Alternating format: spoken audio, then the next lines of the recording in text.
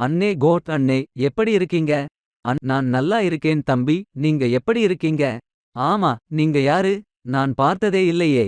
அண்ணே, அவரு ராமு, நான் சோமு. ராமு, சோமு, சூப்பர். நீங்களும் தான் கிரேட் அண்ணே. ஆமாம், GOAT, greatest of all time. ஆமாம். நீங்க கொஞ்சம் இளைச்ச மாதிரி இருக்கீங்க. என்னது இலச்சா? இப்பதானே தம்பி பாக்குறீங்க. எப்படி தெரியும்?